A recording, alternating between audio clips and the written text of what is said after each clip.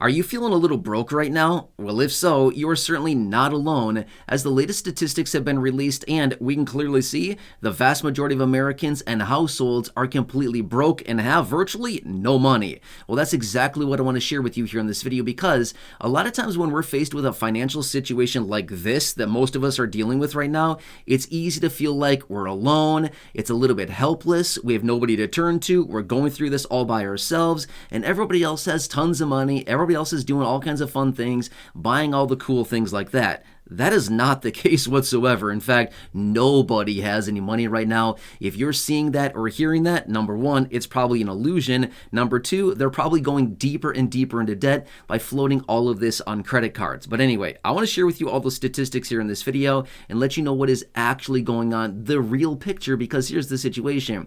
The statistics and the numbers that are released show the big picture. So even if somebody's out there flaunting, I'm going on vacation, I bought a new car, I'm doing all these fun things. Okay, they're probably going into massive debt to do this. Highly doubt that they are actually just pulling cash out of their wallet, out of their bank account, and buying for these things. And again, the numbers show the truth here. Now, here's what else is interesting about this. I would say, based on these numbers and based on what is going on, the majority people right now are struggling financially massively. The minority of people maybe have a little bit of money, okay? The majority, nothing. Minority, maybe a little bit of money. But again, you'll clearly see that right now with everything that I want to share with you in this video. It's kind of nuts to see what is going on. And we're experiencing levels right now of financial distress, or basically financial liabilities right now, that we've never experienced in this country before. It's nuts to see what's going on. Anyway, let's get into it. I have a bunch of numbers for you, a bunch of statistics, a bunch of percentages, and I think it'll paint a very clear picture. All right, so first off, let's talk about consumer debt. Now, I want to make this very clear. I'm talking about consumer debt. You and me and everybody else across the entire country. How much debt do we have collectively? I'm not talking about national debt that the federal government has. That's a totally different number. That's a massive number, by the way, as well. About $35 trillion plus is what they're sitting at, okay? But I'm talking about consumer debt. I'm talking about you and me. We're talking about mortgages, personal loans. We're talking about auto loans, student loans, all kinds of things like this, credit card debt, all the things that we have as far as debt as, individuals, okay, and households. Right now, as of right now, the national debt, as in like consumer debt across all of us, is $17.987 trillion. That's a ton of money, right? Let's just call it $18 trillion as of right now is what we have in consumer debt. And again, this encompasses mortgages, auto loans, personal loans, credit cards, all kinds of things like this, okay? Just call it $18 trillion for nice rounding purposes there. That's a ton, okay? This is, by the way, a record, and it seems like every quarter we continue to make new records on this. Now, according to all the statistics, about 70% of that debt is made up of mortgages, and the second largest debt in there is also credit cards. So as of right now, credit card debt is sitting at about $1.15 trillion. In fact, this actually came down over the last quarter because a lot of people were apparently paying down their credit cards, and it actually did come down a little bit, but we're still sitting at over $1.15 trillion just in credit card debt. Okay, now get this as well. The average household right now has about $7,500 in credit card debt. That's the average household, okay? So if somebody has, say, $0 in credit card debt, that means the next household has even more, and that's how it averages all out, okay? That's crazy, right? $7,500 in credit card debt. Now, get this as well. A couple years ago, the average interest rate on a credit card was sitting at 14.62%, okay? That was just a couple years ago. As of right now, the average credit card interest rate is sitting at 21.5%. That's an increase of what? 7% or so? A little bit less than 7% in interest rates? Now, here's the thing. If that's the average debt on a credit card, and if people are floating balances, that's a really bad picture. Reason being is it's really hard to pay off a credit card when you're paying 21.5% interest on that credit card. That's nuts, okay? That is a lot of interest, okay? It's not easy at all to be paying down a credit card and paying that massive amount of interest every single month.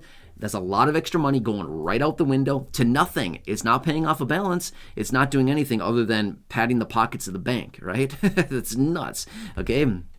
So those are some of the statistics. Now, get this as well. Right now, delinquency rates on credit cards, okay? This is something we want to continue watching very closely as well because it shows the overall health of the finances of the American people and households, okay? So what this shows is that right now, delinquency rates on credit cards are sitting at 10.69%. Now, how is a delinquency rate actually figured? It's anybody that is 90 days or late on a credit card. So 90 days or more late on credit card payments. That's what it's coming in at, 10.69%. Now you might think, that's not very high. That's not too bad at all. Only 10.69% out of a respective 100%. That's pretty good, right? Well, Depends at how you look at it. Let's look back in historical data here. Last year, the delinquency rate on credit cards was sitting at 8.24%. So we're up, what is that? What's the math on that? 2.45%. Is that right? Yeah, maybe 2.45%, an increase of delinquency rate from last year to this year on credit cards. That's a lot. That's not a good picture, right? So that simply shows that more and more people are becoming more and more delinquent on credit cards. Now, why would somebody be delinquent on a credit card? Is it because they're having so much fun traveling and buying Lamborghinis and Ferraris and Rolls Royces and cool cars and buying all the latest Gucci and all the latest Louis Vuitton purses and stuff like this that they can't have time to pay off their credit card? No, that's ridiculous. That is not the case whatsoever. It's simply because nobody has any money. If you don't have money, what do? You continue to float a balance. If somebody doesn't have money to pay off their credit card or to make a payment on their credit card, what do? They say, I don't have the money to pay it. I'm just going to go ahead and float this balance and pretend like it didn't happen. I'll get it next month. Well, next month comes around, guess what happens? More interest accrues, the balance gets larger because they had to buy more things that month. Balance gets larger, it gets away from them even more, and boom, they don't make another credit card payment and they say, we'll push it off next month. I'll get you next month. Don't worry about it. Next month comes around, same thing happens. More living expenses come in. They have to buy more things, float more balances, interest rate, stays high. More interest is applied to the balance, and boom, the balance gets higher and higher. And again, it gets away from them. The snowball effect that we talk about here before on the videos here on the channel. Okay, bad situation. So this is where we're currently sitting at. Now, check this out as well. As of right now, okay, the average debt across the households, okay, this is every single household across the entire country. This is crazy. Every single household has about $112,000 in debt on average. Now, again, some households have millions of dollars of debt. Some households have $0 in debt. But if we average all the debt out across all the households across the entire country, we're sitting at about $112,000 of debt per household. That's crazy, right? So do you see the situation that's going on here? So not only are we, the consumer, the American people, every one of us, not only are we struggling financially right now and racking up massive amounts of debts, record amounts of debts on a quarterly basis, not only are we doing that, but the federal government is doing the same thing, right?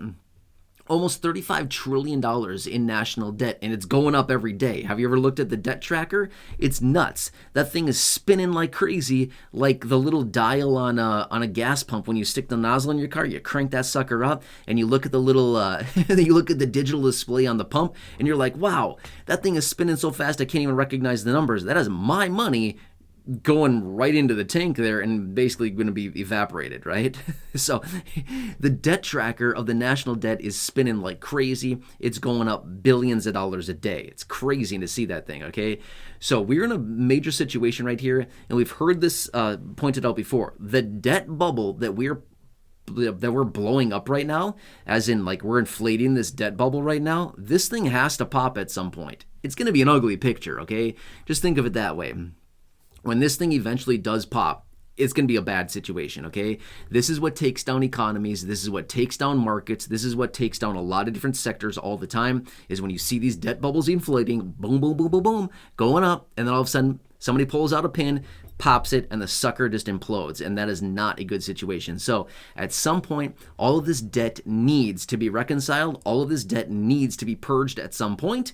When that happens, it's going to be ugly, okay? We see these debt situations happen all the time. The bigger and bigger that the debt gets, consumer and federal, the bigger it gets, it has to be reconciled at some point. It cannot go on like this forever, and someday there's going to be a reckoning. So anyway, you see the picture here? So anytime you see on social, you see pictures, you see somebody flaunting, oh, cool vacation. Hey, I just bought a new purse. I just bought these new cool shoes. I just did this. I just did that.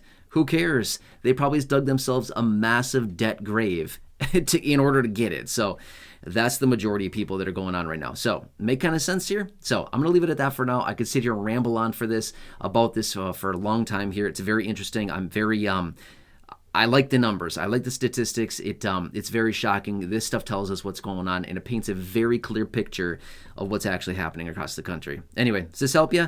Hope so. Otherwise, leave your comments, questions, feedback down below. Subscribe down below. Totally free to do so. Big subscribe button down below. Thank you so much. Feel free to share the video here with your friends and social media. Go back and check out any of the other thousands of videos here on the channel, including those in the video library, the ones I've hand-selected for you down below in the description or the top of the comment section, or right now, popping up on your screen. You'll see some videos as well. Take your selection now. Check out one of those, and I'll catch you again later.